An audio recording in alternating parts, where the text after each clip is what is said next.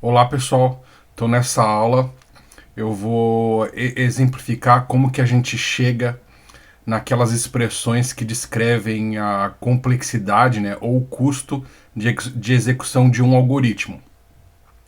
Para isso eu vou pegar um problema e para esse problema eu vou descrever dois algoritmos bem distintos. Né? Então o problema que eu vou abordar é o problema de ordenação. Então o que seria o problema de ordenação? Então, por exemplo, tem um baralho, certo? E eu quero colocar esse baralho em ordem. Né? Então, o que quer dizer isso? Então, no topo do baralho eu quero que tenha a menor carta e, ou melhor, num lado do baralho eu vou ter a menor carta e no outro lado do baralho eu vou ter a maior carta e a sequência entre elas da menor para maior, certo? Então eu vou querer botar esse baralho em ordem. Então, tem alguns problemas primeiros para eu poder fazer isso, certo? Então, qual que seria? A primeira coisa é que eu tenho vários naipes, né? Então, eu vou pegar aqui, separar os naipes e já vou mostrar aí para vocês.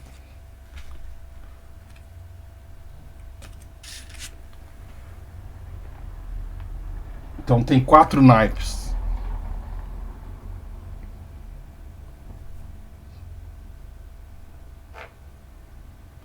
né? Ouro, espada, paus e copas.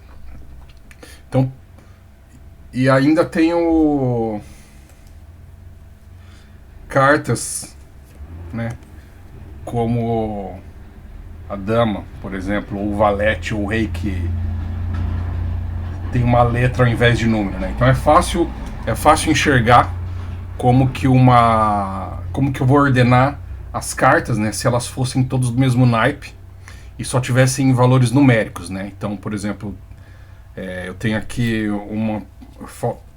algumas cartas do naipe de espadas, né? Que é o que eu vou usar depois. Então, só tem os números aqui. Como que eu coloco eles em ordem? É mais fácil, né? Eu só preciso comparar o valor numérico das cartas. Aí, se eu inserir a, a dama, o valete e o rei, aí já complica, né?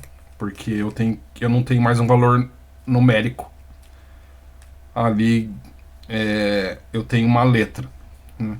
Mas aí é simples, então eu associo as letras, né? Eu associo valores numéricos. Então vou escrever, vamos fazer aqui, ó, problema de ordenação. Então, problema de ordenação.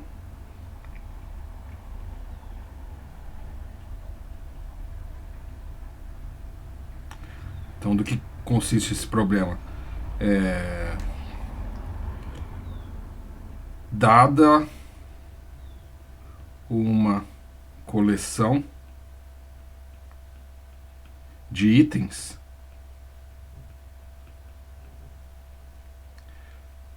deseja-se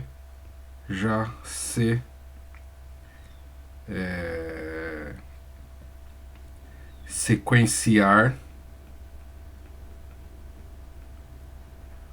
os itens em uma dada ordem. Então esse é o problema de ordenação, né? Então, por exemplo, se a minha coleção fossem os números naturais, né? Então x pertence aos naturais. Né? Então, por exemplo, x pode ser qualquer coisa. É, 1, 2, 101, 10.001. Então, esses são números inteiros, naturais, né? Só inteiros. Os naturais são os inteiros de 1 até 1000. Melhor. São os inteiros de 1 até infinito. Né? Na verdade tem uma questão, né, se o naturais inclui o zero ou não, mas vamos assumir que não. Certo? Então, por exemplo, se eu tiver que ordenar, né, uma sequência de números, né? Então aqui eu não botei eles, fui pulando, né, obviamente. Então vou botar aqui os pontinhos para indicar que eu fui pulando. Então a ordem dos inteiros a gente conhece, né? 1, 2, 3, 4, 5, 6, 7, 8 e vai crescendo, né? Então a ideia é que o x é sempre menor que o sucessor de x. Né? E sucessor de x é o x mais 1, é o próximo da sequência, né? Então, se eu recebesse, por exemplo, a seguinte coleção: 5, 4, 3, 1, 2, depois de aplicado algum algoritmo de ordenação, eu deveria ir aí buscando a ordenação crescente. Então eu deveria ficar com 1, 2, 3, 4, 5, né?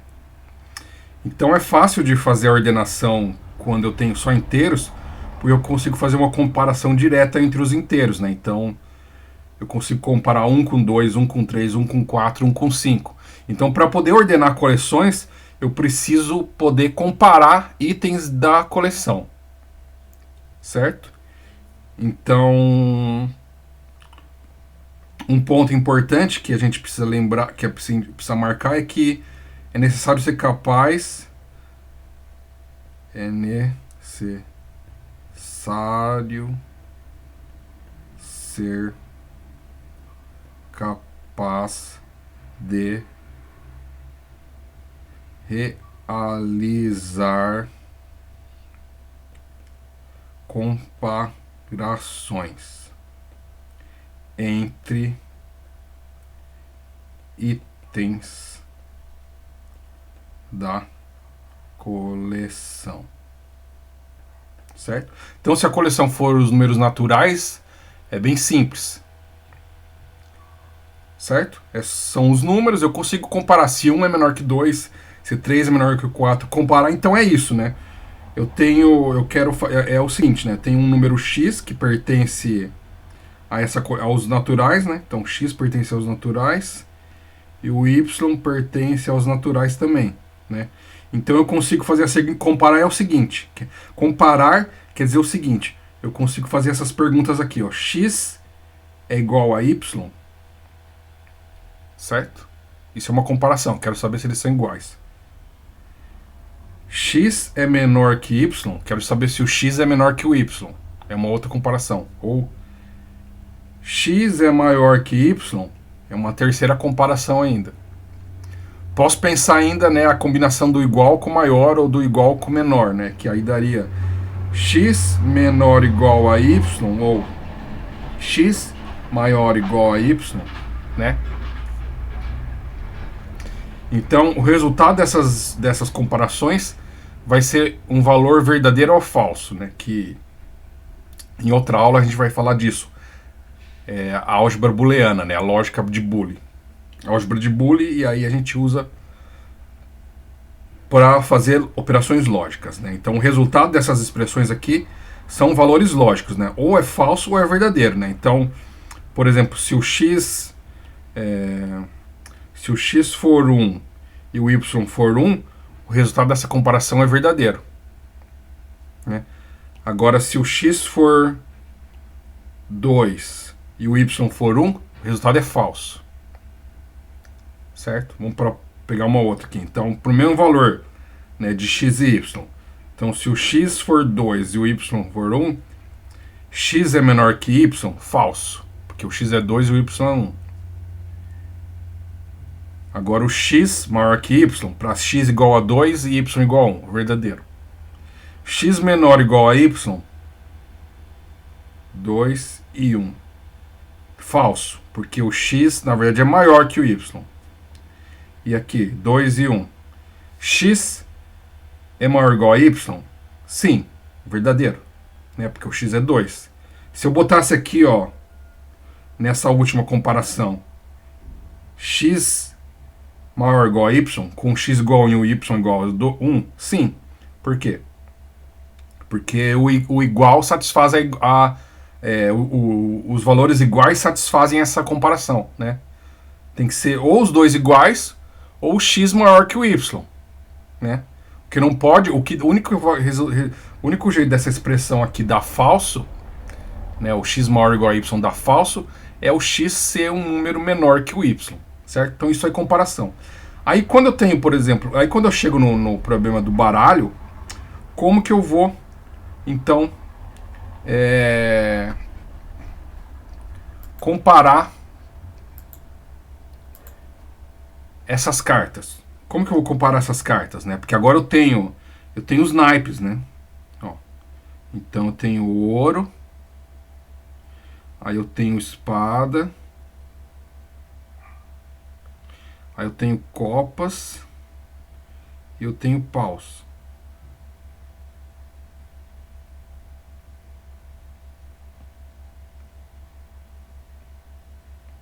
Certo? Então, e ainda tenho a questão, né, que eu tenho as cartas de 1 até 10. Depois eu tenho J, dama e rei. Então, dependendo do jogo que está fazendo, o J é maior que a dama ou a dama é maior que o J. Eu nunca lembro, então vou assumir que o J é menor que o dama é menor que o K, né? E aí a gente sabe que o J geralmente ele é maior que o 10, né? Então, um jeito de resolver isso aqui bem simples é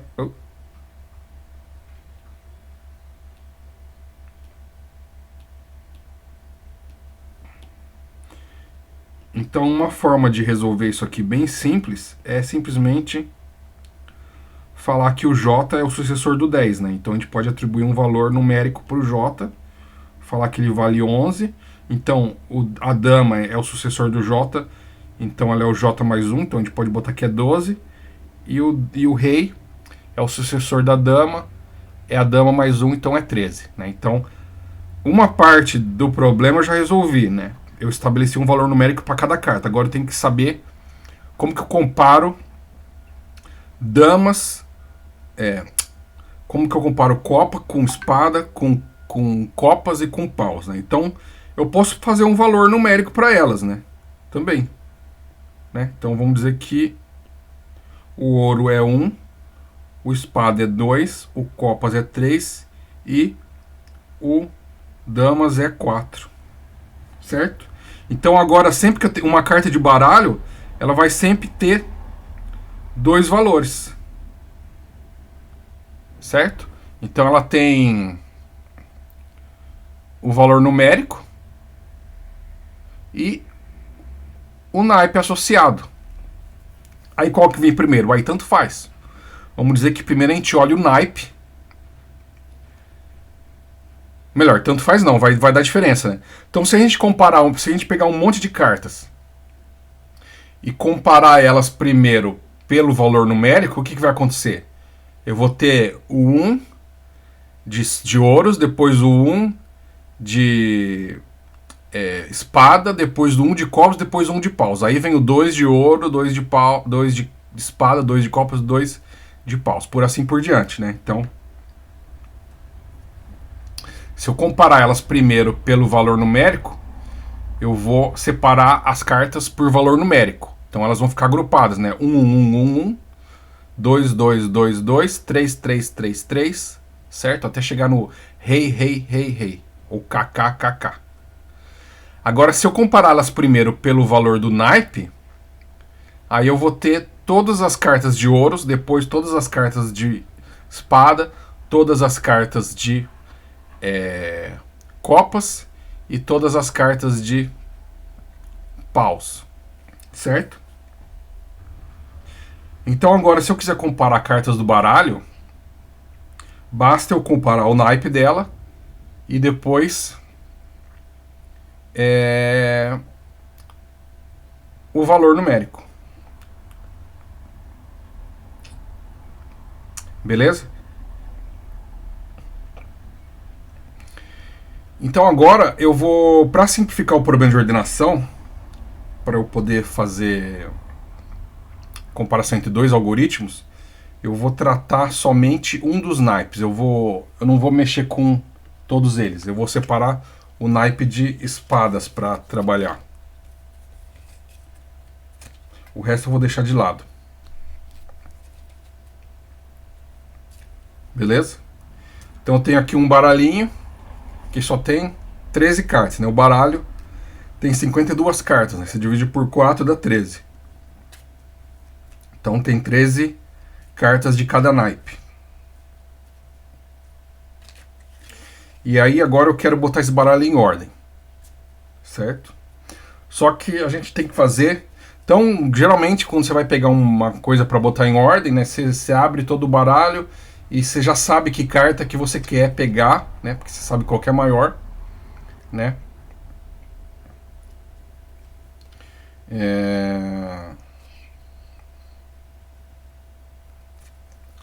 E aí é um jeito mais fácil de fazer, né?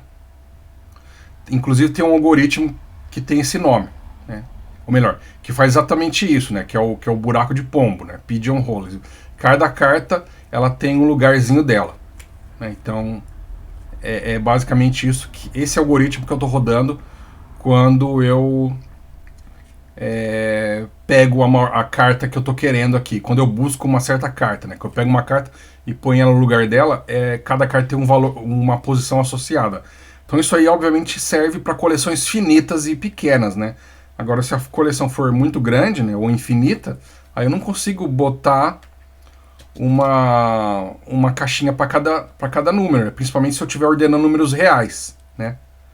Ordenar números inteiros é mais fácil que ordenar números reais, né? Por causa disso. Eu tenho uma caixinha pro 1, uma caixinha pro 2, uma caixinha pro 3. Não tem nada entre a caixinha do 1 e do 2, né? Porque não tem nenhum número entre 1 e 2 se eu só estou falando de inteiros, né? Ou naturais. Agora, números reais, né? Eles são incontáveis, né? Eu tenho 1.1, 1.111, 1.11111. Então, esses são, eu posso infinitamente acrescentar casas decimais ao número e ainda ele vai se manter entre 1 e 2, certo?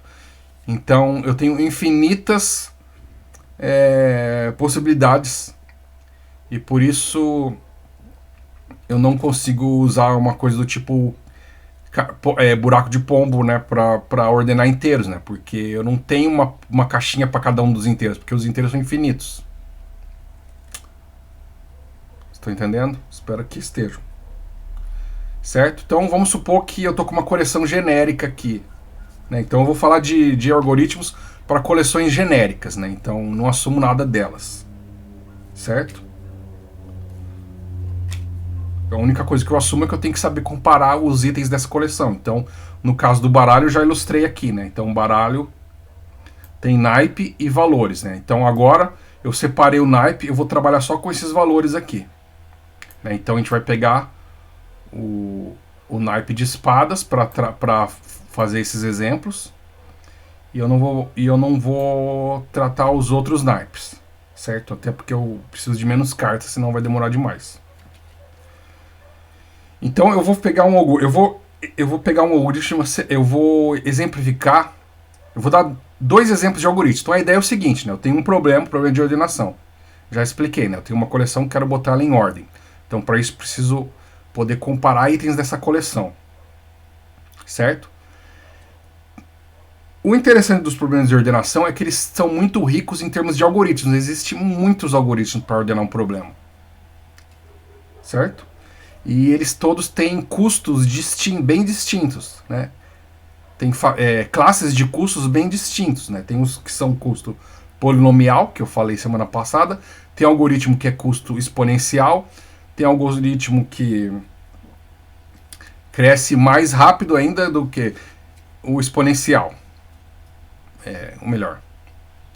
Eu consigo. Eu tenho algoritmos muito ruins, certo? Que vão ter um custo muito alto. Talvez nunca terminem, né? Mesmo para uma quantidade pequena de cartas como essa que eu tenho aqui nas minhas mãos. Quer dizer que eu vou ficar rodando ele e eu nunca vou conseguir obter a coleção ordenada, né? Então, para dar esse exemplo do algoritmo, o pior algoritmo que eu conheço agora, que eu posso me lembrar, ele se chama Bogus Sort.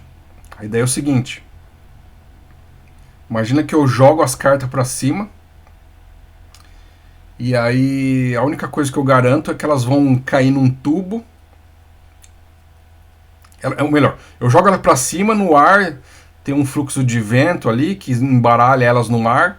Então imagina que elas abrissem assim no ar, espalhassem, só que aí elas são sugadas para um cano e aí o cano puxa uma por uma, né? Então elas caem do jeito que elas abriram no embaralhamento, elas se misturam e caem de novo no cano, e aí com o número virado para baixo e as costas, e obviamente o número virado para baixo, né? Então elas caem, eu pego e olho se tá na ordem. Então esse que é o algoritmo. A ideia é como se eu embaralhasse ele, é como se eu embaralhasse e aí fico esperando que saia em ordem, certo? Então eu só dei um exemplo bem complicado de embaralhamento, mas a ideia é essa: eu embaralho e olho se está em ordem. Então esse é o algoritmo, né? Então qual que é a chance da primeira carta estar no lugar dela, né? Então o Ás, vamos dizer que eu quero botar em ordem crescente. Então aqui vai começar com o Ás.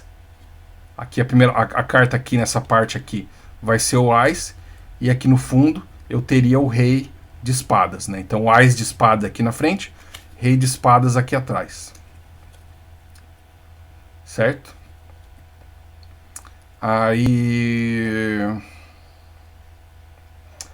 eu vou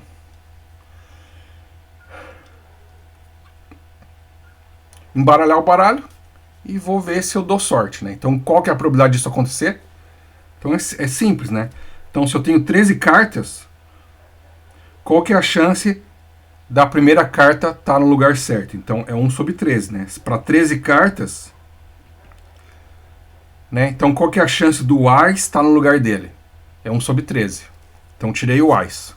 Quantas cartas eu tenho agora? 12. Né? Tirei uma carta, né? Vamos dizer que é o Ás. Tirei o Ás. Né? Agora sobrou 12 cartas. Qual que é a chance do 2, né, que é a carta que vem depois do Ás, estar no lugar dela? 1 sobre 12. Certo? Porque o Ás está em primeiro, então a segunda carta, eram 13 cartas, tirei uma, tem 12. Né? Então, 1 sobre 12. Certo?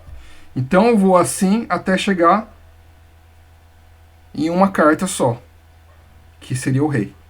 Né? Aí eu multiplico tudo isso, né? Porque a chance do Ás estar no lugar dele, vezes a chance do 2 estar no lugar dele, vezes a chance do 3 estar no lugar, até chegar no Rei. Né? Então vocês vão ver que a expressão é bem simples, né? É 1 sobre 13 fatorial. Certo? Então 13 fatorial, quanto que dá esse número?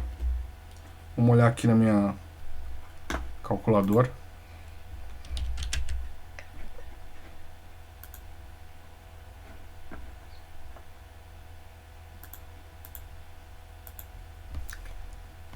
Ó, é 1 sobre 6,227, 0, 20, 800. Então é 1.000, milhão, 6 bilhões. É uma chance em um pouco mais de 6 bilhões de possibilidades de eu jogar o baralho e ele cair ordenado. Ou eu embaralhar o baralho e ele cair na ordem correta. Certo? Então, esse é o Bogus Sort. É um algoritmo muito ruim. Né? Sorte quer dizer ordenação, né? Ordenar em inglês. Né? Então, e aí Bogus é porque é um nome ridículo, porque o algoritmo é ridículo. Beleza? Então tá, vamos pegar agora um algoritmo mais não tão ruim.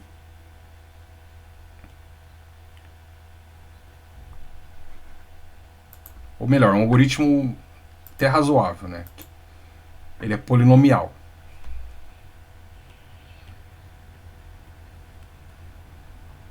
Então ele chama Selection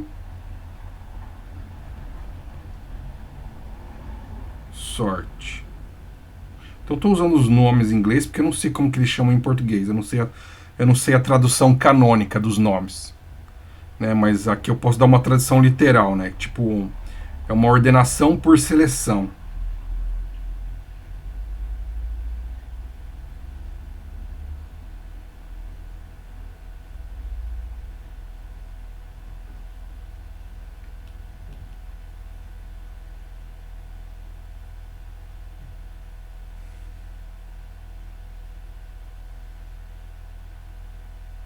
Né? Então, selection é seleção, sort é ordenação.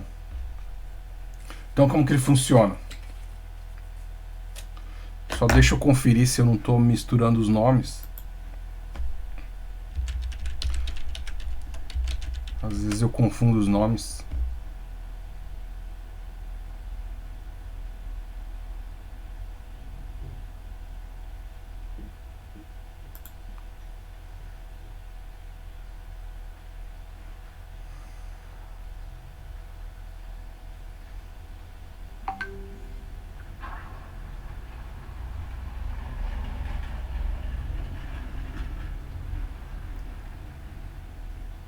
É isso mesmo. Selection sort.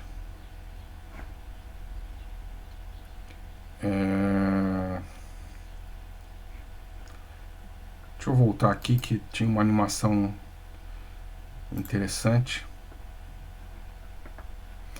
Então a ideia é o seguinte, né? Eu começo com a coleção desordenada e aí eu faço uma iteração do algoritmo. Então, após uma iteração do algoritmo, a menor carta ou a maior carta fica no lugar dela.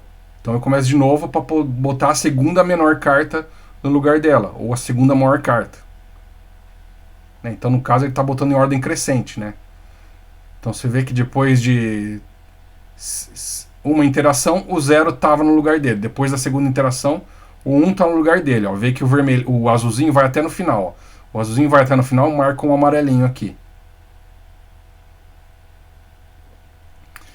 Então eu vou mostrar como que a gente faz isso com o baralho. Né? Então, vou pegar o baralho aqui. E a ideia é o seguinte.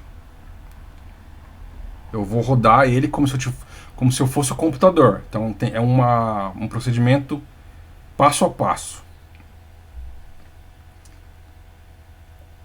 Beleza? Então a ideia é o seguinte. Então eu pego uma carta, a primeira carta do monte, e é a primeira que eu olhei, eu considero que, eu vou dizer que eu quero fazer uma ordenação crescente. Então vou botar aqui, ó. Ordenar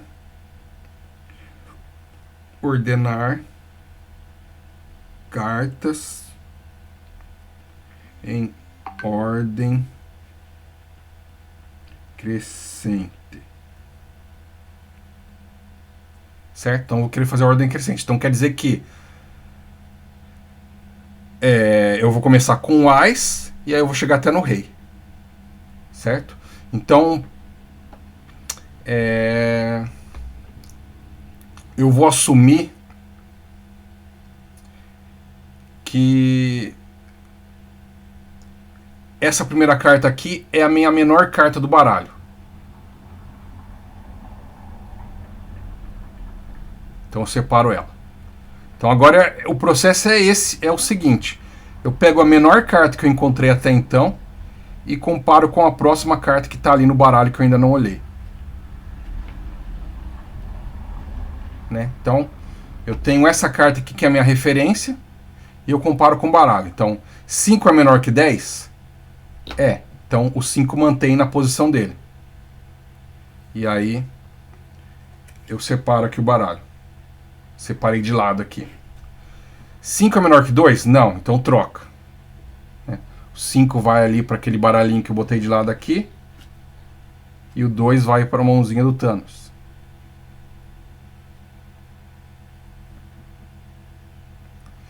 Dois é menor que dama? É, então o 2 continua sendo a menor carta. 2 é menor que rei? É. Então o 2 continua ali no lugar dele. 2 é menor que 6? É. 2 é menor que 9? É.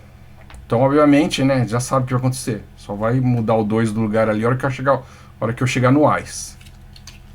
Né, então, vou mandar rápido aqui.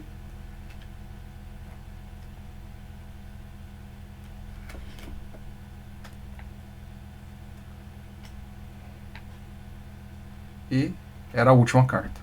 Certo? Então, o Ás é menor que o 2? É. Então, troco. Esvaziei o baralho. Esvaziei o baralho.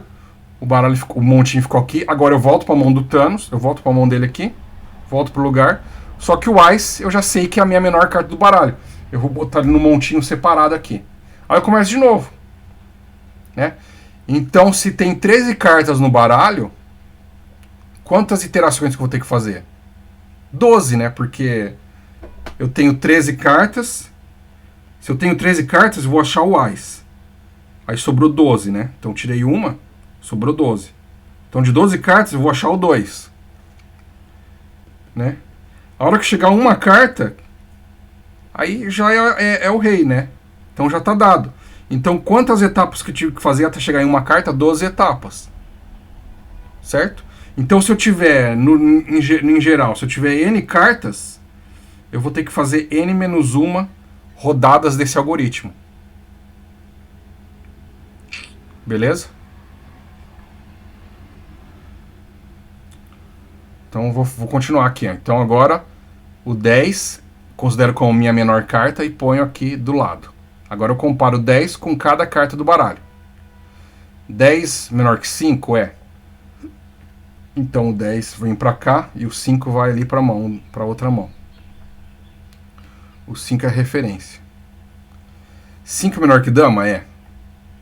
Então vou pegar as cartas. 5 é menor que rei? É. 5 é menor que 6? É. 5 é menor que 9? É. 5 é menor que 4? Não. Então o 4 agora é a minha referência. E o 5 vai pro baralho. 4 menor que 8? É. 4 menor que valete? É. Opa. 4 menor que 7? É. 4 menor que 3? Não. Então 3 troca o 4 com 3 de lugar.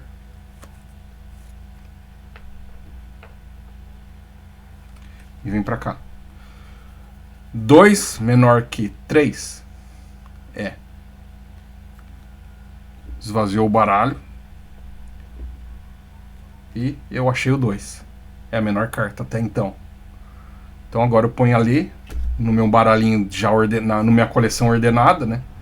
E pego o baralho que está desordenado ainda e começo de novo. Certo? Então eu não vou repetir, porque vocês já devem ter entendido, né? Eu vou chegar numa situação, no final, que as cartas do meu baralho, né, vão estar ordenadas, né? Vou fazer na mão aqui, ó.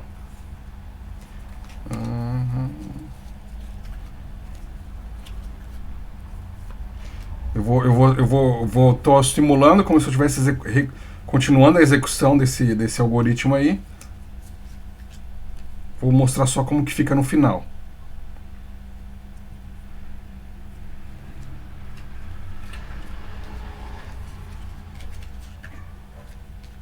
Né? Então no final sobra só uma carta. Sobrou só uma carta. Eu pego ela, né? Ela é a minha menor carta aqui. E aí o baralho tá vazio, acabou. É só botar atrás do baralho e aí eu tenho o meu baralho ordenado em ordem crescente. Então acho que dá pra ver que...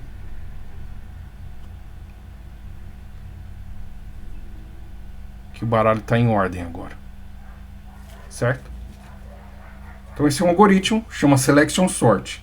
Então como que eu calculo o custo dele?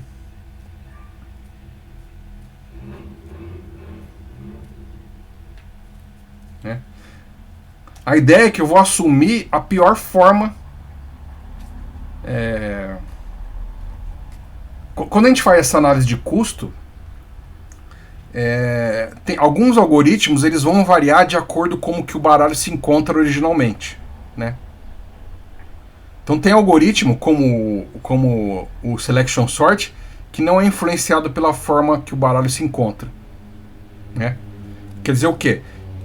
Quanto que eu vou gastar? O custo, se eu pegar um baralho que já está ordenado e pegar um baralho totalmente desordenado, é o mesmo. Agora tem algoritmos que, se o baralho já estiver ordenado e eu comparar o custo do baralho de ordenar um baralho já ordenado com ordenar um baralho não ordenado, o custo do baralho já ordenado é menor, né? Não é o caso do Selection Sort. Então, quando a gente faz essa análise de custo, dependendo de como a coleção está configurada, né, como a coleção se apresenta antes da ordenação, a gente tem alguns nomes para esse tipo de análise, né? Então tem, por exemplo, as análises, então podem ser, ó, análise do custo,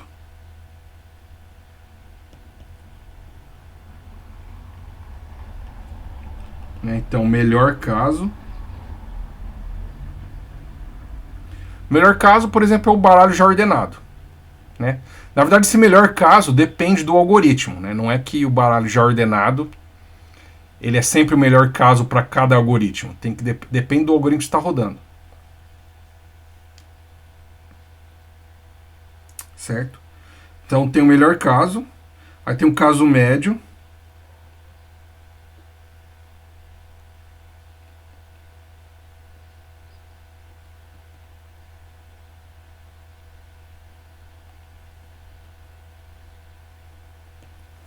Ou melhor, não necessariamente eles não sejam a mesma coisa, né? O melhor caso com o baralho ordenado. Eu só quero dizer que essa questão eu estou vinculando a ela ao custo, né? Então, qual que é a configuração do baralho que dá o menor custo de execução do algoritmo, né? Agora, qual que é o custo? Qual é o custo médio, né? Para uma configuração média, quer dizer, uma configuração aleatória. Então tem a melhor configuração, que é a que dá o menor custo do algoritmo. Tem a configuração média, que quer dizer, peguei uma coleção aleatória, não sei que situação que ela tá. E ela se apresenta para mim de diversas formas. Então na média, ela tem uma certa configuração. Então nessa média, como que eu calculo o custo? Então esse seria o caso médio. E aí tem o pior caso,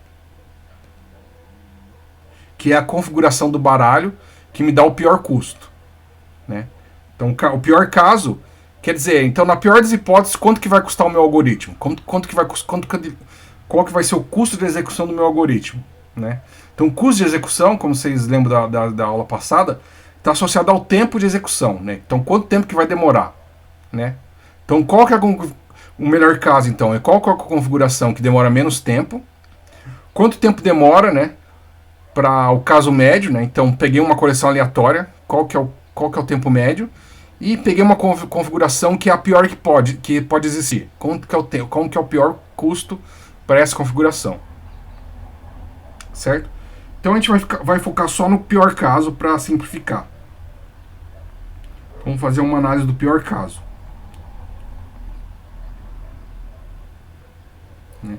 Aqui nesse exemplo, né, do Selection Sort, não faz diferença se é melhor caso, caso médio ou pior caso, porque o algoritmo faz etapas que ele não verifica se o baralho já está ordenado, ele não sabe nada. Ele pega o baralho, tira uma carta e vai comparando uma a uma, sem saber nada. Então, se o baralho está no melhor caso, se está no caso médio, se está no pior caso de configuração, não faz diferença, vai sempre dar o mesmo custo, né, no caso do Selection Sort. Tem outros algoritmos que pode variar. Então, no caso de Selection Sort, como que eu calculo o custo? Então, eu já fiz um esboço aqui, né? Então, ó, eu vou contar só o número de comparações. Eu vou fazer uma análise do custo, só número de comparações. Eu poderia usar outras operações que eu tenho que fazer, mas eu vou simplificar, né, assumindo que a operação que mais me custa é a comparação. Né? Então, na hora de fazer a análise de custo, eu tenho que saber, eu tenho que conseguir aferir quanto custa cada operação do algoritmo. Né? Então, para análise,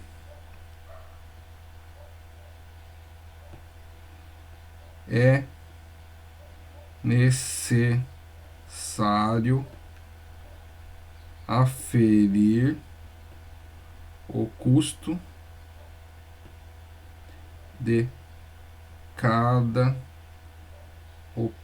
algoritmo executa. Escrevi com letra de mão aqui, eu esqueci. Então, para análise é necessário aferir o custo de cada operação que o algoritmo executa. Vou tentar não escrever com letra de mão de novo. Manuscrito. Vou escrever só a letra de forma. Né? Então, aqui vamos dizer que eu estou assumindo que a comparação é a operação mais custosa desse algoritmo. Né? Então, quantas comparações o Selection Sort faz? Em função do número de cartas que eu tenho. Certo? Então, quando eu tinha 13 cartas, quantas comparações eu fiz? Eu comecei com um baralho com 13 cartas. Quantas comparações eu fiz? Eu fiz 12, né? É uma, eu tiro uma, né? No pior caso, eu tiro uma e comparo com todas as outras, né? No caso do Selection Short, não tem esse de pior, não tem essa questão de variação com relação ao pior caso, melhor caso ou caso médio, né? Eu sempre vou fazer a comparação dessa carta aqui com todas as outras. Certo? Então, se tem 13 cartas, eu vou fazer 12 comparações, porque é essa aqui com a primeira dessa mão, da mão direita. Essa aqui é a minha mão direita, essa é a mão esquerda. Então, a mão esquerda com a mão direita 12 vezes, né? Porque tem 12 cartas na mão direita. Então, para 13 cartas eu tenho 12 comparações. Aí, tá, passei para a próxima etapa, porque eu já separei uma carta. Tenho 12 cartas. Quantas comparações vai ser? 11. Então aqui eu tenho o número de cartas.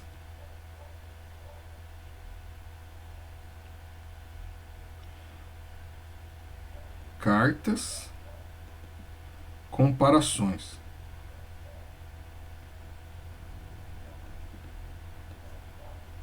Certo? Então, na hora que eu chegar em uma carta, quantas comparações que eu tenho? 0. Certo?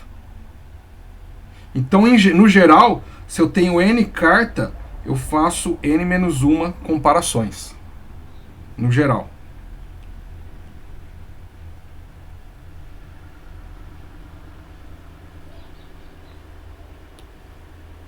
Certo?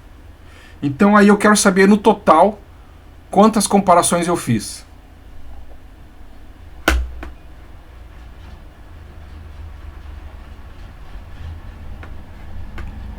Então, vou mudar aqui a minha... Eu vou só recortar e botar um pouquinho pro lado.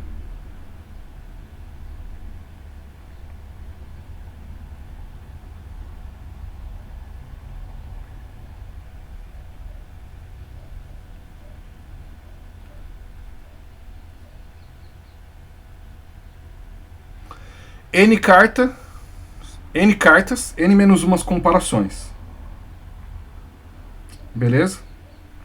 Então agora, para eu saber o número total de comparações que eu fiz, basta somar, né? Então,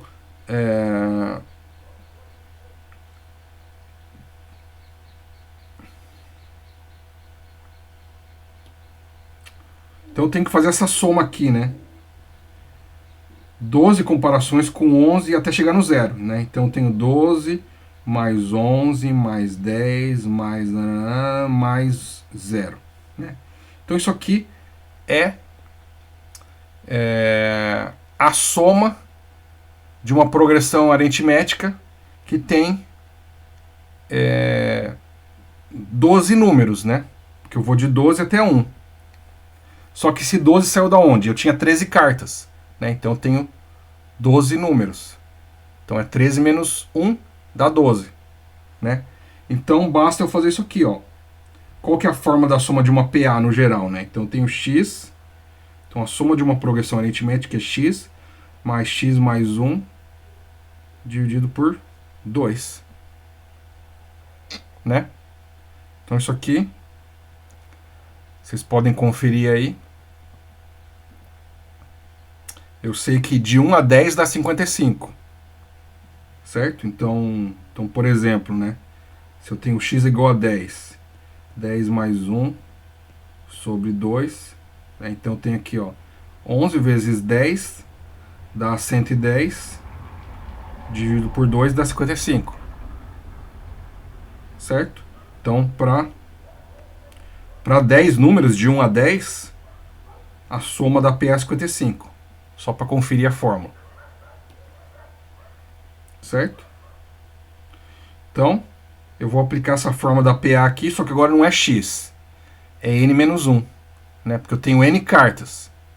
E aí vai me dar uma coleção com n menos 1 comparações. Então eu vou ter aqui, ó. Então para n cartas, eu vou pular de página aqui.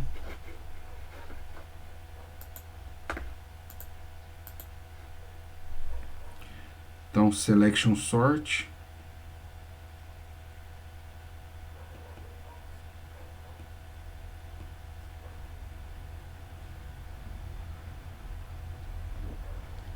Então, para n cartas, eu vou escrever com letra de mão. Se ficar muito feio, depois vocês me avisam. Para n cartas, eu tenho n menos 1 comparações. Então, eu preciso somar a quantidade de comparações, né? Então, a quantidade de comparações que eu vou chamar de, sei lá, de S, vai ser o somatório de n menos 1 comparações para esse n indo de 1 até 13.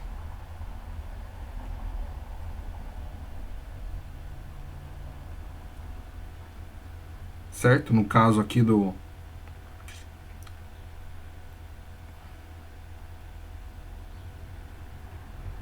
Melhor, escrever de novo. Então tem que fazer um somatório, né? Então, S vai ser o meu número de comparações. E aí eu tenho um número de comparações aqui que é x. Quanto que é x? O x vai de 1 até n menos 1. Certo?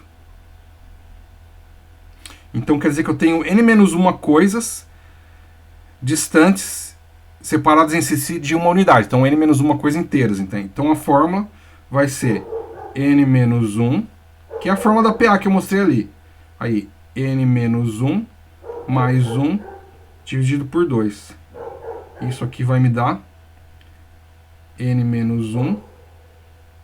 Aí, n sobre 2 vai ser igual a n ao quadrado sobre 2 menos n sobre 2. Então, para o selection sort, se eu tiver n cartas, o custo vai ser n ao quadrado sobre 2 menos n sobre 2. Beleza? Então, com as 13 cartas ali, só para... Então, aqui eu já pulei para a fórmula geral, né? Então, para 13 cartas, né? Então, eu tenho aqui, eu tenho que somar isso aqui, né?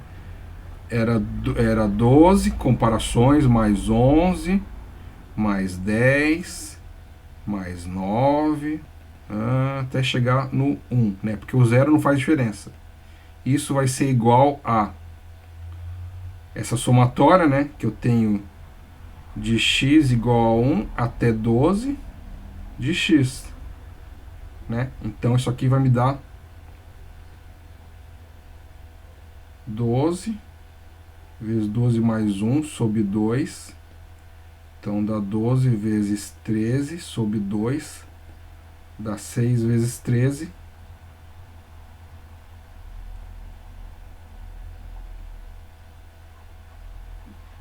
78. Né? Então, para 13 cartas, eu fiz 78 comparações. Então, se aumentar o número de cartas, como que isso vai crescer? Né? Então, 13 é o número de cartas que eu usei. Se aumentar o número de cartas, então eu já fiz a expressão geral aqui, ó, para qualquer número de cartas. Ó. O qualquer número de cartas eu represento com o n. Né? Então, n, eu escrevi a fórmula do custo em função de n, me dá uma fórmula geral que vai servir para qualquer n. Então, como que vai crescer? Para o n indo para infinito, vai crescer como se fosse uma parábola. Né? Porque n é o quadrado sobre 2 menos n sobre 2. Certo? Então, para o n indo para infinito, eu vou crescer como se eu fosse uma parábola. Então, isso aqui é o n ao quadrado sobre 2 menos n sobre 2. Beleza? Então, isso me dá o custo do selection sort. Então, voltando para aquela questão da anotação, né, do pior caso, né? Aqui que vem essa questão do melhor pior caso. Olha só, né? Então, voltando nessa discussão pior melhor caso, né? Veja que a expressão do custo, ó. Então, o custo ele cresce com n ao quadrado sobre 2, mas tem um termo ali que diminui o custo, né?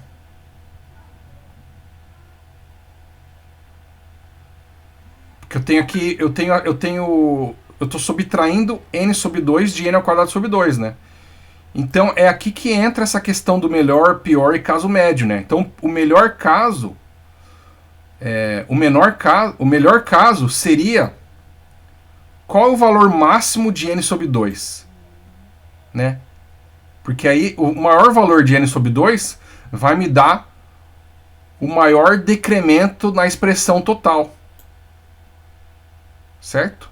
E vai me dar o menor valor dessa expressão. Então, espero que vocês estejam entendendo, né? Então, o melhor caso vai me dar o maior valor que eu consigo subtrair do custo. Então, melhor caso. Melhor caso. Maior valor que extraio do custo.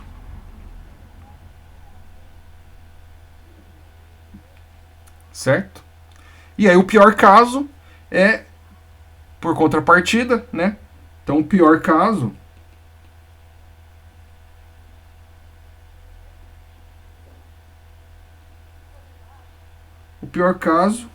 é o menor valor, né, desse termo que extraio do custo. Certo?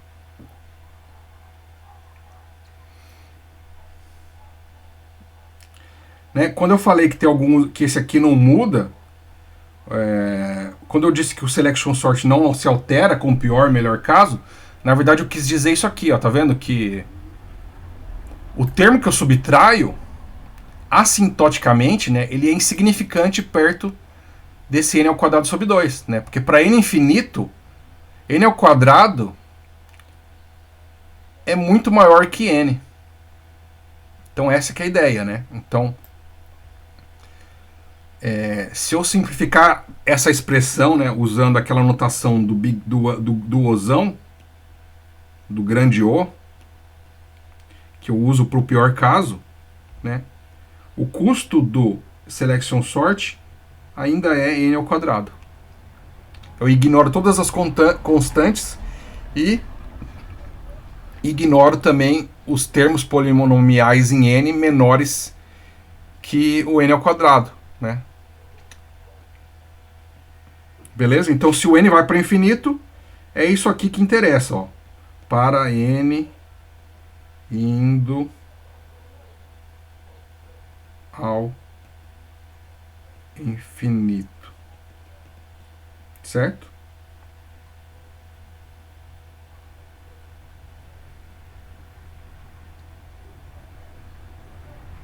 Mas ainda posso ter pequenos ajustes, obviamente, né? Então, eu vou ter lá um valor de n que vai me dar a maior decremento aqui nessa expressão. E eu vou ter um valor de n que vai me dar o menor decremento dessa expressão.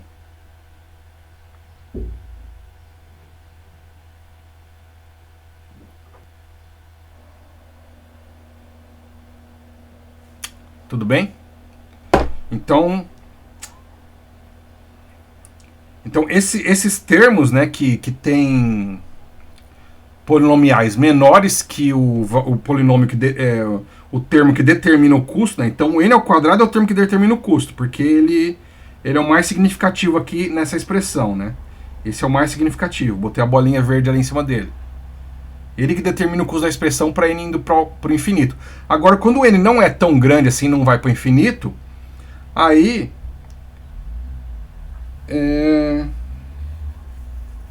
esses termos adicionais aqui, que não são tão grandes, eles podem fazer diferença. Certo? Então, por isso que é importante expressar o custo exato do algoritmo. Porque você não pode assumir o custo assintótico, né, que é esse custo aqui, né? Então isso aqui é o custo assintótico. Né? Se o seu n não está indo para infinito, vai que você tem um n que está sempre o mesmo tamanho, ou sempre um tamanho controlado, né? E aí pode ter um algoritmo que é n ao quadrado também. Vamos dizer que tem um algoritmo x, né? Assintoticamente ele também é n ao quadrado. Só que vamos dizer que o termo que eu subtraio aqui da expressão, esse termo aqui, ele tem um termo, vamos dizer que ele tem um termo diferente. Vamos dizer que ele subtrai n, né? Então vamos dizer que o algoritmo x, ó, supondo algoritmo x, né? Então o custo dele vai ser n ao quadrado sobre 2 menos n. Olha só. Então se o n não for assintótico, né? Se o n não for para infinito, vai ter um valor de n, né? Um valor de um n finito, que esse algoritmo aqui, na verdade, é melhor. Esse algoritmo aqui, né? É melhor que esse. Assintoticamente, para n indo para infinito, eles não vão fazer muita diferença. Mas se o valor de n for pequeno, esse aqui é melhor. Tudo bem? Então a ideia disso é que eu não posso pegar esses valores de custos gerais e usar indiscriminadamente. Eu preciso entender bem o meu problema, como ele se apresenta, para poder escolher o algoritmo mais adequado. Então, se ficarem dúvidas, depois a gente pode conversar numa live. Beleza? Então agora eu vou pegar um outro algoritmo que funciona de um jeito bem diferente e vai dar um custo bem diferente. Menor.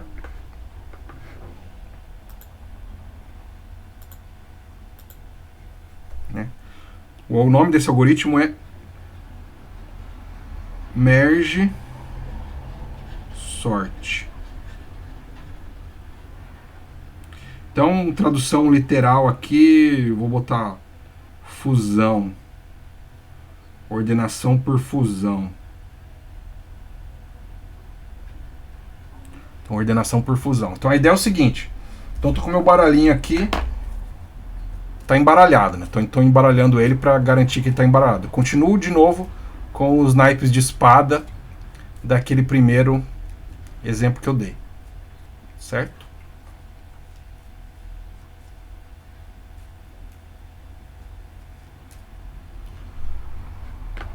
Tô embaralhando aqui para vocês verem que estou embaralhando. Estou embaralhando o baralhinho. Certo? Então a ideia é o seguinte: o merge sort vai funcionar assim. Ele está associado a uma classe de algoritmos que a gente chama de dividir para conquistar. Então a gente tem um problema que a gente quer resolver, certo? Só que quando a gente vai abordar esse problema, a gente não pega ele por completo, a gente divide ele em subproblemas. Então, no caso, eu divido o baralho em dois. Dividi o baralho em dois, certo? E aí, esses baralhos que eu obtive ao dividir o baralho original em dois, eu divido em dois também. Essa que é a ideia. Então eu vou chegar dividindo, vai chegar uma hora que eu tenho uma carta numa mão e uma carta na outra mão. Certo? Então eu vou desenhar.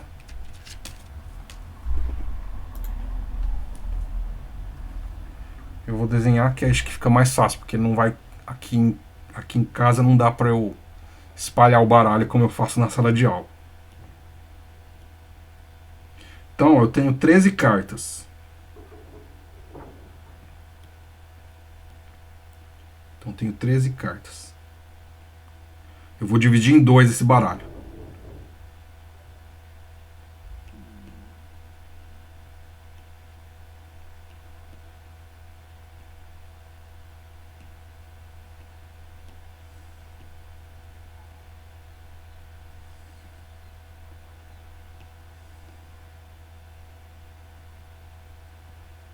Então aqui eu vou ter 7 cartas, obviamente é um número ímpar, não vou conseguir dividir igualzinho, mas eu vou ter 7 cartas de um lado e 6 do outro.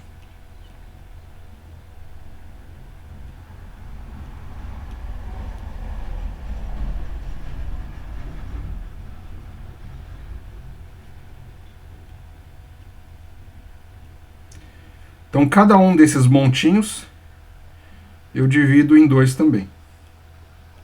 Depois eu vou explicar a lógica, que é bem legal. Por que isso funciona?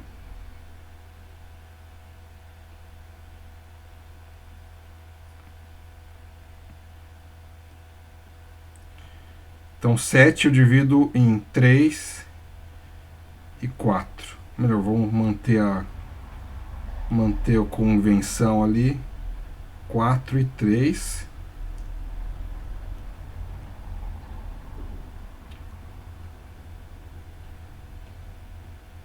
Aqui 3 e 3. Tem que mexer de lugar aqui, que senão não vai caber. Exagerei aqui no tamanho. Dá uma diminuída.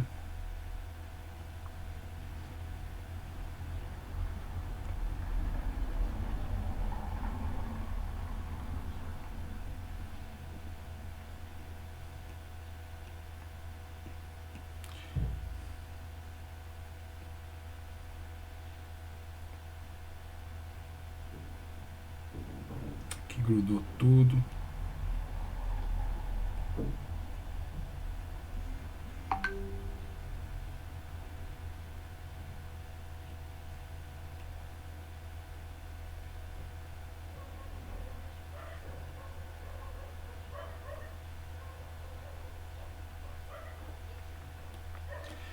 Então aqui vai 2 e 2.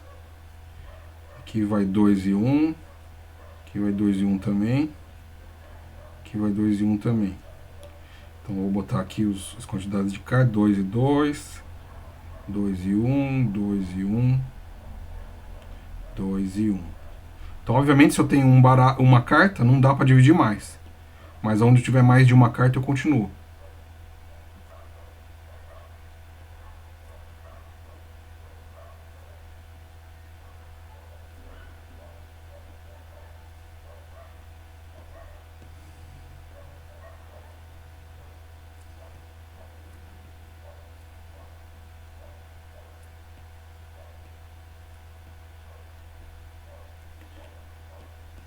Então aqui uma e uma, uma e uma, uma e uma, uma e uma, uma e uma.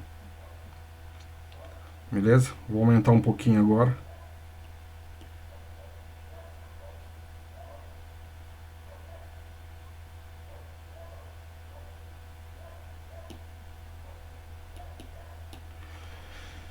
Então é isso aí. Então agora eu tenho que remontar o baralho. E é aqui que eu ganho. Certo? A ideia agora vai ser o seguinte. Então, como eu disse, né? Esse algoritmo usa essa seguinte paradigma, né? Esse paradigma de resolução de problemas, né? Dividir para conquistar. Né? Tem toda uma classe de algoritmos que encaixa nesse conceito, dividir para conquistar. Né? Porque a ideia é que um problema vai ter custo. Um problema tem custo de resolução maior que dos seus subproblemas. Eu já vou explicar por que isso acontece, mas essa que é a lógica. Certo? Então a ideia agora é eu remontar o baralho. Né? Então eu vou ter que voltar aqui. Comecei aqui embaixo, volta. Todas as setas que eu fiz, eu retorno.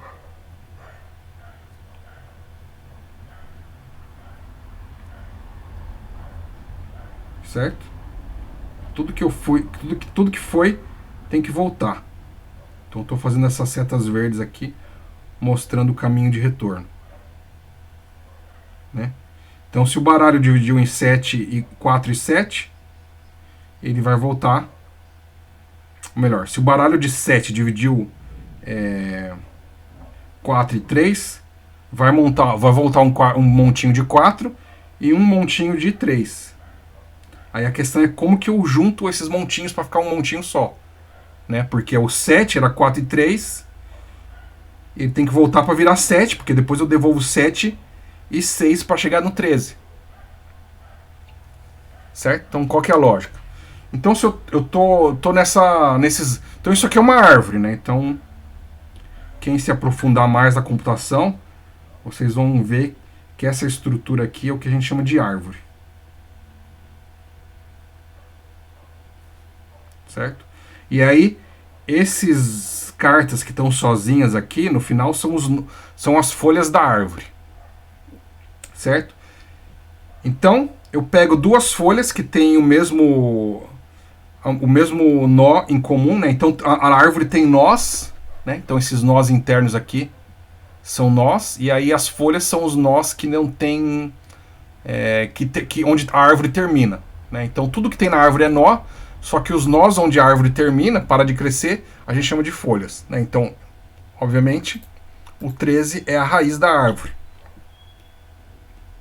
Então, vou botar aqui, ó, raiz, chamar de nó, e aqui é folha. Certo? Então, a ideia é o seguinte, para cada nó que tem... E os nós têm filhos, né? Então, cada nó tem os seus filhos. E cada nó tem um pai, né? Então, o nó da onde um nó se origina é o nó pai. E acho que é isso. Se eu for falar outra coisa, vai ficar enrolado. Certo? Então, esse montinho aqui, que tem 7 cartas, é o pai de 2 montinhos, que tem 4 e 3. Por outro lado, o 4 é o montinho que é filho do nó 7. Certo? Então, eu pego para cada nó, pego todos os filhos de volta. Só que eu começo lá das folhas. Certo? Então, eu começo do final da árvore e vou chegar na raiz. Eu começo das folhas e volto para a raiz. Então, a ideia é o seguinte, né? Então, eu vou fazer aqui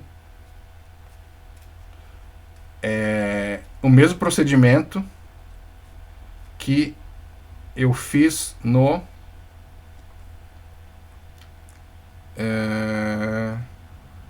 na lousa. Na lousa não, no quadro. Vou dividir o baralho. Deixa eu ver se eu consigo arrumar espaço aqui. Então vou dividir em dois. Só vou mostrar para vocês que funciona. Como que funciona. Melhor, vou explicar primeiro, depois eu faço isso. Então a ideia é o seguinte, eu tenho duas cartas, vamos dizer que eu vou pegar outras duas cartas para não mexer no meu baralho, né? Então vamos dizer que eu tô aqui nesse nó. Tô aqui nessas duas, eu tô aqui nesse nó. Então eu tô aqui nas folhas, as folhas eu não faço nada, né? Então peguei duas folhas que tem um pai em comum, que é esse dois aqui. Então eu recebo elas de volta, né? Então são duas folhas, são duas. A ideia é o seguinte, eu vou pegar essas duas folhas e vou comparar.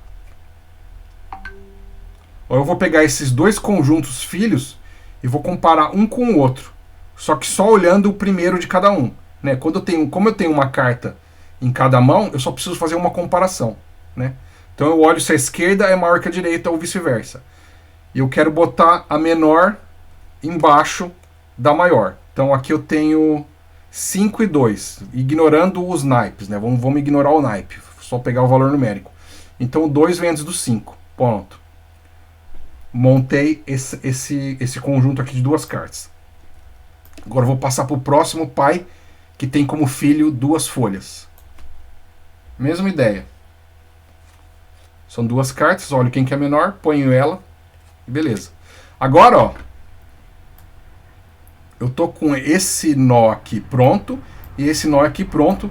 Vou remontar o pai que tem 4 folhas, que tem 4 cartas, né? Então esse pai aqui tem 4 filhos, só que estão 2 em um lado e 2 no outro, né?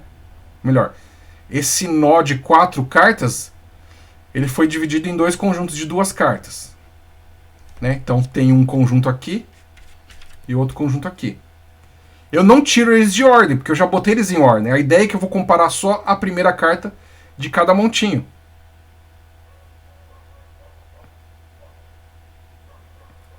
Né? Então, ó, eu tenho 2 e 8. Um montinho, a primeira carta é o 2, a outro montinho, a primeira carta é o 8. Então o 2 é menor, eu abaixo ele. Certo? Agora eu tenho uma carta numa mão e duas na outra. Comparo essa carta que eu estou na minha mão com essa outra aqui. 5 e 8. O 5 é menor. Esvaziou uma mão. Esse montinho já está ordenado, é só botar em cima do outro. Olha só. Tem um montinho com 4 cartas agora ordenado. Eu vou fazendo isso até chegar na raiz. Certo? Então vou fazer aqui. Primeiro eu vou dividir o meu baralho em 2.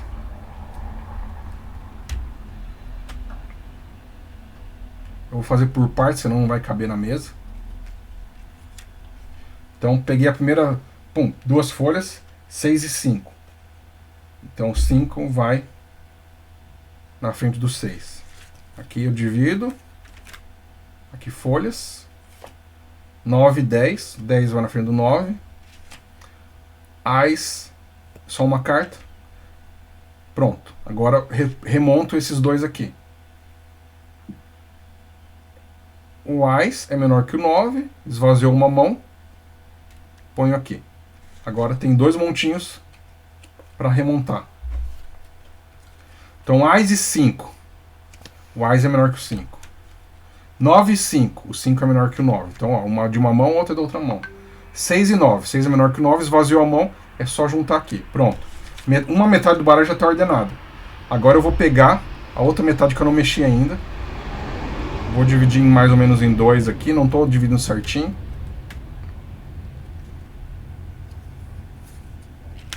Então aqui tem 2.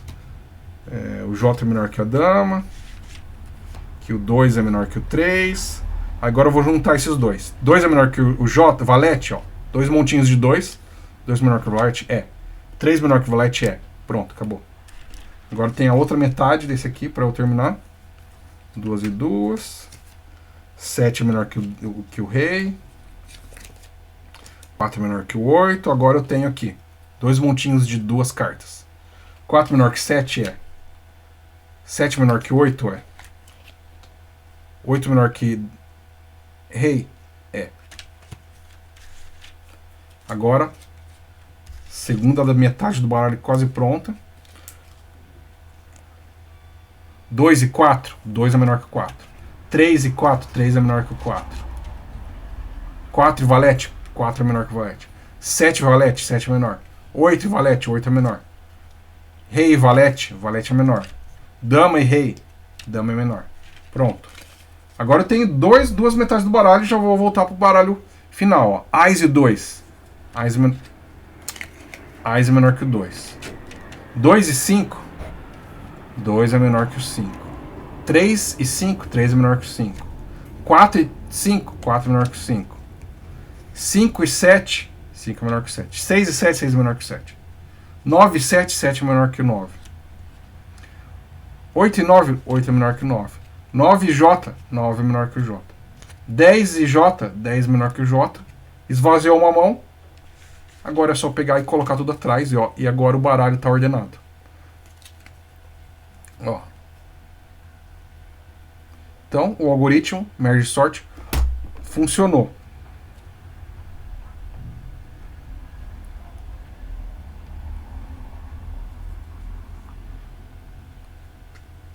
Acho que dá para ver aqui.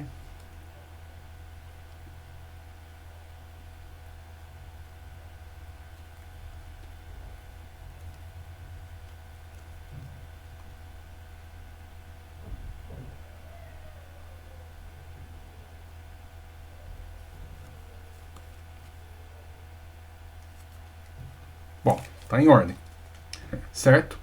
Então vamos calcular o custo desse algoritmo. Então tem dois termos o custo, né? O primeiro termo é quantas vezes eu consigo dividir esse baralho em 2, né? Então, quantas vezes eu consegui dividir o baralho em 2? Ó. É só contar o número de nós ou de níveis da árvore, né? Então, cada nível é onde eu fiz uma divisão.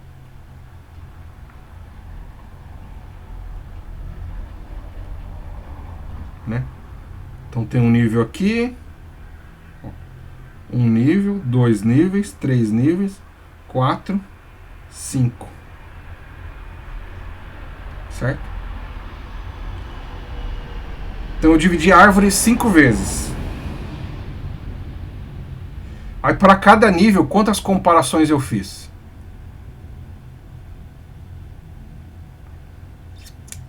Certo?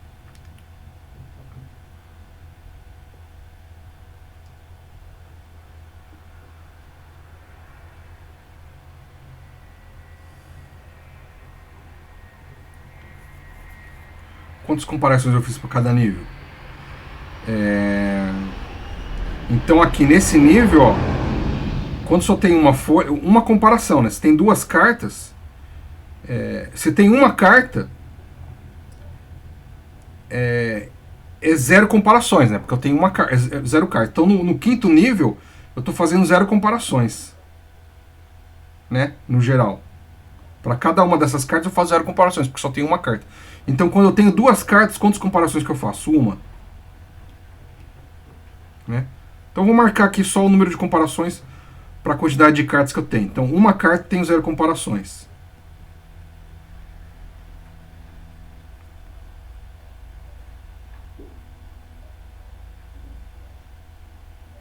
Certo? Duas cartas, uma comparação.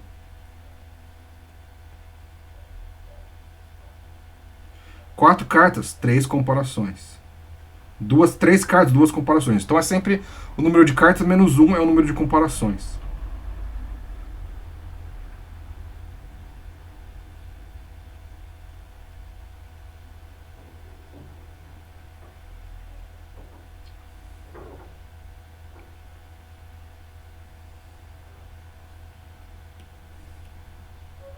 Então, para cada vez que eu dividi em 2, eu fiz uma quantidade de comparações. Então, para eu saber o número de comparações no geral que eu fiz, basta eu saber quantas vezes eu dividi e aí o número de comparações que eu faço em média para cada vez que eu dividi. Certo? Então aqui, ó, a gente pode ver no geral, ó, termos gerais, né? Se eu tenho 4 comparações, se eu tenho 4 cartas, eu faço 3 comparações, certo? Então, no geral, eu tenho N cartas e N-1 comparações, certo? Como N e N-1, a diferença deles para o N indo para infinito é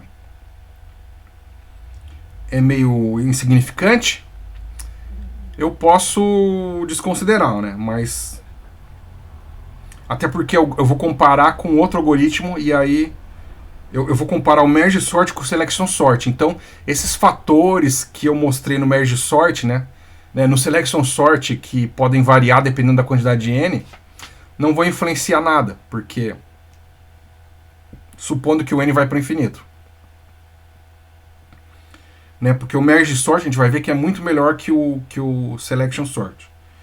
Então eu vou considerar que eu tenho N cartas, eu tenho N-1 comparações. Ou eu tenho N cartas, eu tenho N comparações, desconsiderando 1, porque é uma diferença muito pequena. Certo? Porque, da onde saiu esse N e N-1? Eu tenho 4 cartas, fiz 3 comparações. Tenho 7 cartas, tenho 6 comparações. Então é isso. Né? Cada nó, cada vez que eu dividir o baralho, eu fiz um número de comparações. Então, quantas vezes eu dividi o baralho? 5 vezes, né? Esse caso aqui, eu dividi por 5 vezes. E aí agora eu tenho que saber quantas comparações que eu fiz.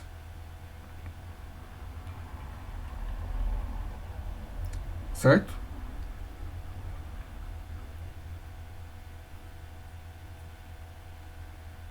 Só que eu vou fazer de uma forma mais geral, né? Então, eu tenho baralho com N cartas.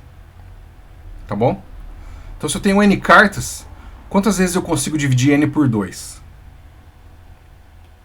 Então, vocês lembram do logaritmo? Né? Então, pega o logaritmo. Né? O que o logaritmo significa? Imagina que x, ó, é 2 elevado a... Melhor. Imagina que n é 2 elevado a x. Quantas vezes eu consigo dividir o n por 2? Né? Log na base 2 de n. Olha o que acontece. Ó. Log na base 2 de n é igual a log na base 2 de 2 elevado a x. Aí vocês devem lembrar que log na base na mesma base que tem uma exponencial. Melhor, se tem um termo com expoente, o log da base, que a base do termo com expoente é igual à base do logaritmo, eles se cancelam. Né? Então, eu tenho aqui x. Beleza? Então, ó, x é o expoente de 2. Então, se o n fosse uma potência de 2, a quantidade de vezes que eu consigo dividir o n por 2 é igual a x. Certo? Então, se eu quiser saber quantas vezes eu consigo dividir uma coisa por 2, basta eu tirar o log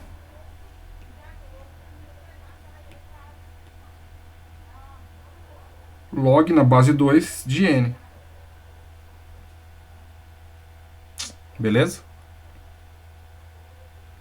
Então, isso é quantas vezes eu consigo dividir por 2. Então, para cada vez que eu dividir a base por 2, eu tenho que multiplicar agora por n comparações, que é o pior caso.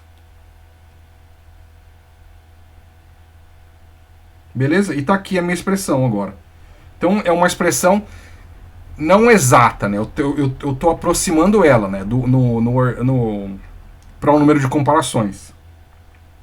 Então, usando aquela notação do Big O, ó, n log 2 de n. Como o 2 é uma constante, para simplificar, eu posso fazer o seguinte, ó, n log de n. Usar um logaritmo genérico. Beleza? Agora a questão é a seguinte, né? O que é menor? Né? Então vamos aqui agora para a análise final.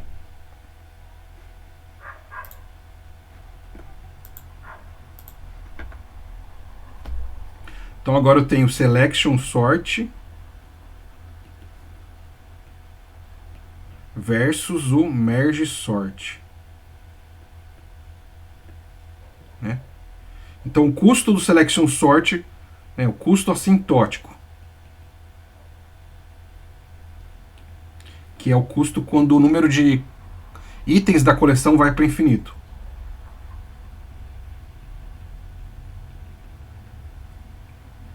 Então o custo assintótico, né? No selection sort eu mostrei que é o osão de n ao quadrado, e no merge sort é n log de n.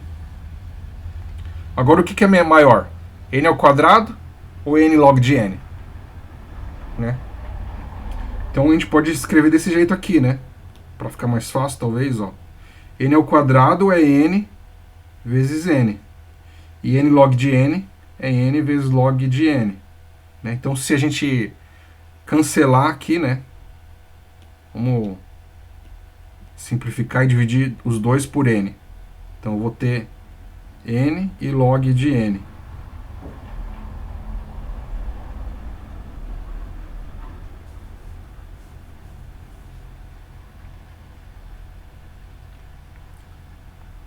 Certo? O que é menor? N ou log de n? Né? Log de n é menor que n. Então, se log de n é menor que n, n ao quadrado é maior que n log de n. E aí, como n cresce sintoticamente, né, o n cresce para infinito, para n indo para infinito, esse custo do selection sort vai ser muito pior que o n log de n. Deixa eu ver uma coisa aqui que eu tinha no Moodle, que acho que deve... Eu tinha um programinha que plota essas curvas para vocês enxergarem.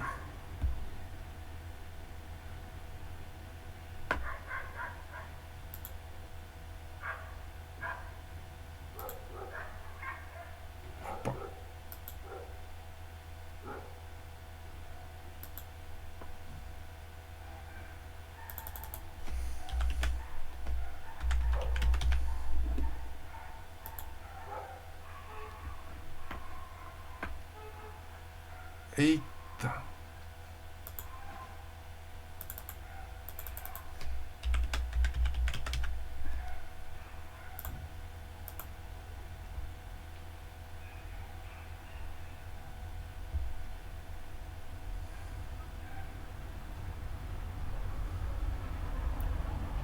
Tentando abrir aqui.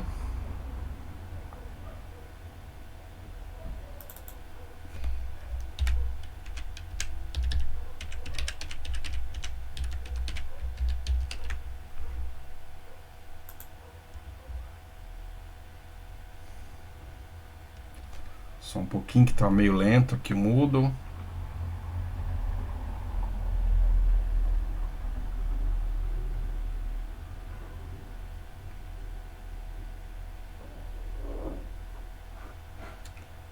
Vamos achar aqui 2019 2 algoritmos, crescimento de funções. Depois eu vou botar isso ali no Moodle de vocês, que eu acho que eu devo ter tirado. Ou tá invisível. Então aqui tem um programinha para comparar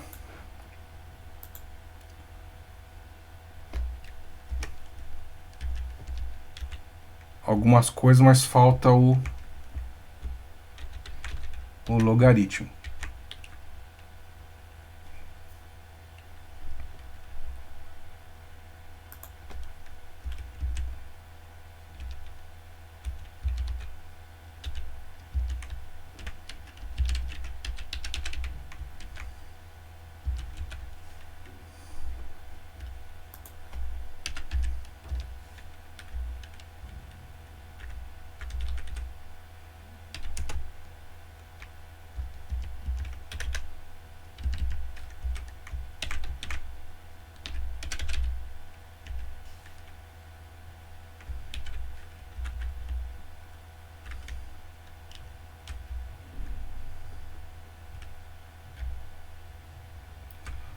Pronto, agora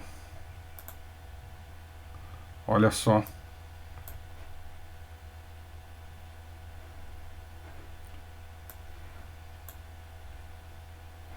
Saiu aqui o gráfico, só que eu não consigo mostrar. Ele está numa outra janela. Eu vou tirar uma foto aqui.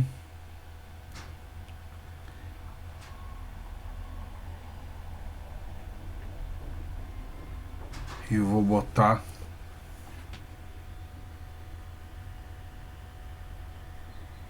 no Jamboard.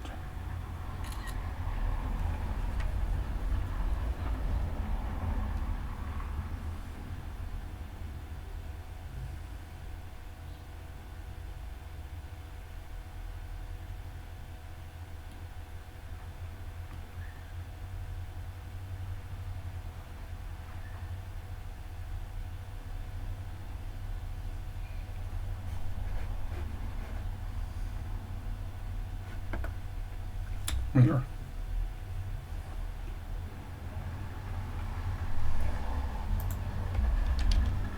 Fazer um print da tela que acho que é mais fácil. Ou melhor, vai ficar melhor.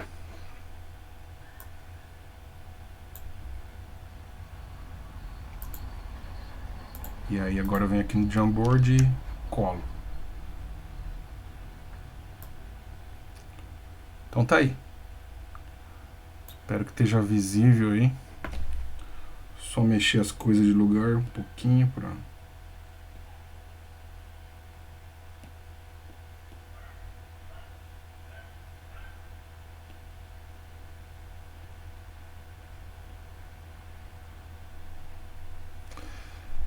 Então, ó, n ao quadrado é essa curva amarela. N, um algoritmo que tem custo proporcional a n ao quadrado é essa curva amarela. Um algoritmo que tem custo proporcional a n é essa curva azul. O algoritmo que tem um custo proporcional a 2n é essa curva vermelha. E um algoritmo que tem custo proporcional a n log de n é essa curva verde. Aqui eu fiz para um valor pequeno de n, né? Até 5. Veja que até 5 o n log de n é menor que o 2n. Né? Eu vou rodar de novo para um valor bem grande agora. 5.000, por exemplo. Vai indo de 1 até 5.000. E aí... acho que eu exagerei. Vou botar 100. 100 é o limite mesmo aqui. Vou botar um pouquinho menos. 80. Não. 25. 25 ficou bom.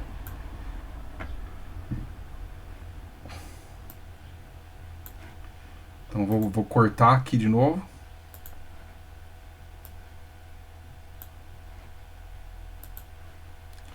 Vou colar no Jamboard.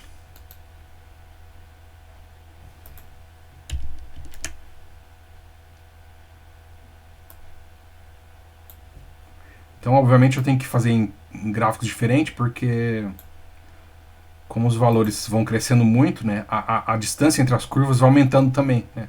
Mas veja a hora que agora, ó, agora o n log de n é o segundo pior. Né? Ele já está grande o suficiente para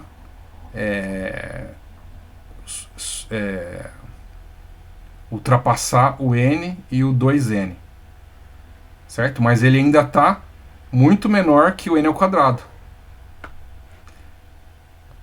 Tudo bem? Vou só plotar agora sem o n ao quadrado para vocês verem que o n log de n ainda é muito maior que o n e o 2n.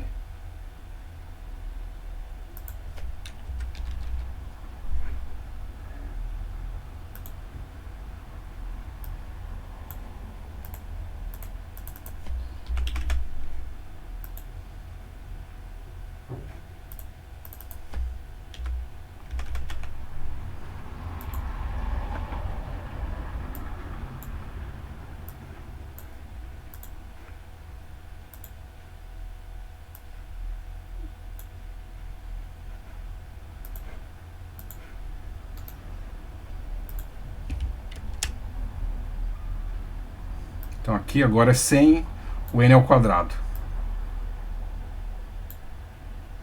Botei só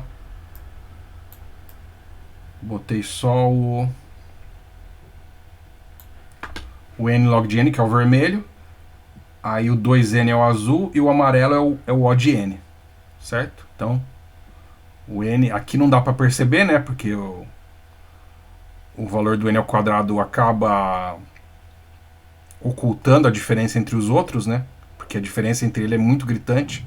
A diferença entre o n ao quadrado e qualquer um dos outros é muito gritante, né? Então aqui na escala a gente acaba não percebendo a diferença, né? Então se você tirar o n ao quadrado você vê a diferença, né? N log de n é muito maior que n, ou 2n, ou qualquer constante que você multiplicar por n, certo? Desde que seja uma constante, certo? N log de n vai ser sempre maior. Então tá aí, dois algoritmos para o mesmo problema, funcionam, ou melhor, entregam o mesmo resultado, só que eles têm custos muito diferentes. Beleza? Então espero que tenha ficado claro essa questão aí. Depois vou pedir para um aluno gravar um vídeo, o Kennedy, né? Ele participou do Braftec, e uma das curiosidades é que ele conseguiu um estágio remunerado lá na França por porque numa entrevista ele lembrou dessa aula de algoritmos, né? E alguém perguntou para ele, pediu para ele ordenar uma coleção, né? Escrever um algoritmo. Aí ele escreveu um algoritmo bem simples. Aí a pessoa pediu para ele fazer alguma coisa mais inteligente. Aí ele lembrou do merge sort e impressionou os entrevistadores, né? Então isso aí foi uma coisa da aula de algoritmos que parece que é só uma curiosidade, né? Para ilustrar, né, essa questão de custos, mas não é. Essas coisas acabam afetando a vida de vocês de formas que vocês nem esperam, certo? Então é importante ter o conhecimento sólido dos conceitos, beleza?